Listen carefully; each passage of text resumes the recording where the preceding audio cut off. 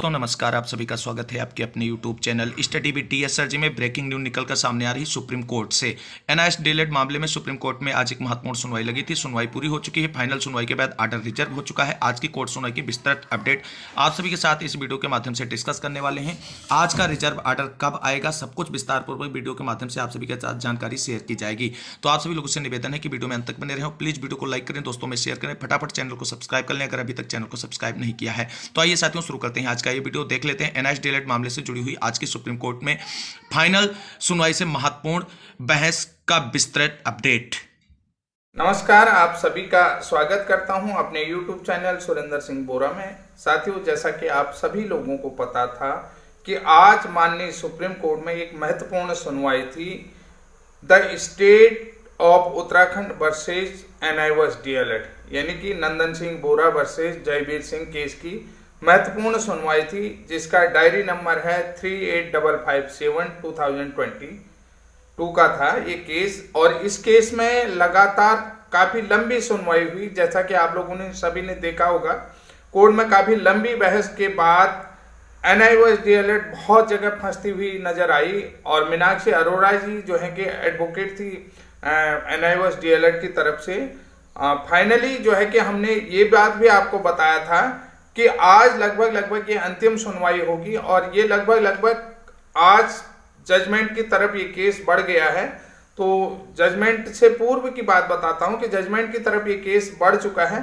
तो NIS DElEd कहां पर फंसा, क्योंकि बार बार जिक्र हो रहा था उत्तराखंड का जिक्र हो रहा था। तो तब माननीय जजेस ने ये भी कहा कि कई जगह पर इस बात का भी जिक्र हुआ था कि ये जो कोर्स है कि आप सभी लोग इन सर्विस टीचर हैं। तो कोर्ट की तरफ से पूछा गया, उन्होंने कहा कि हाँ, हम इन सर्विस टीचर हैं और ओडीएल मोड में थे कि ओडीएल मोड के प्रावधान में जो है कि जैसा आप थोड़ा असहज दिखे, तो उन्होंने कहा इन सर्विस टीचर हैं। तो उन्होंने कहा हाँ, इन सर्विस टीचर हैं, तो इसलिए जो है कि आपकी नौकरी यथावत रहे, आपको कहीं पर भी जो है कि कोई निकाले नहीं, कहीं पर भी आपकी नौकरी पर खतरा ना आए, तो इसलिए जो है कि आपको ये प्रशिक्षण करवाया गया है, ये न्यू रिक्रूटमेंट के लिए नहीं था। तो यहाँ पर जो है कि एनआईएस जो है कि बहुत जगह फंसती हुई नजर आई।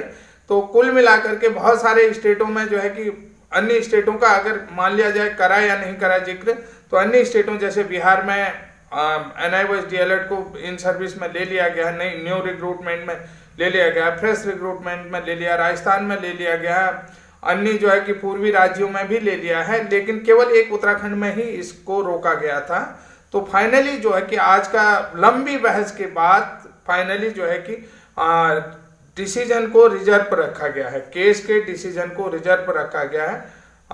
जो भी है डिसीजन इज रिजर्व, इस केस में कह सकते हैं। ये महत्वपूर्ण सुनवाई आप सभी लोगों ने देखा होगा और अब यहाँ पर देखें कि किसके पक्ष में आता है और किसके पक्ष में नहीं आता है, क्योंकि एनआईएस डीएलएड ओडीएल मोड में जो है कि थोड़ा सा प्रशिक्षण को लेकर के कोर्ट असहज रही। और एक चीज और बता देता हूं कि फाइनली इसमें डिसीजन रिजर्व पर रखा गया और जो हमारा जो केस था, हमारे केस में विशेषतर इस तरीके की कोई बातें नहीं हो पाई।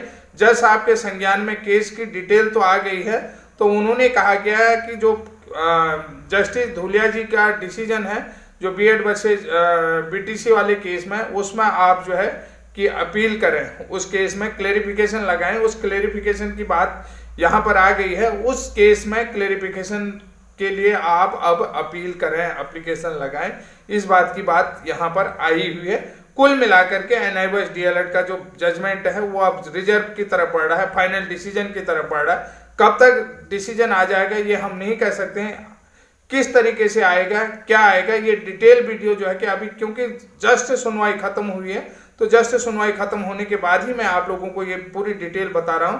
तब तक के लिए जय हिंद, जय उत्तराखंड। शाम को पुनः मिलते हैं।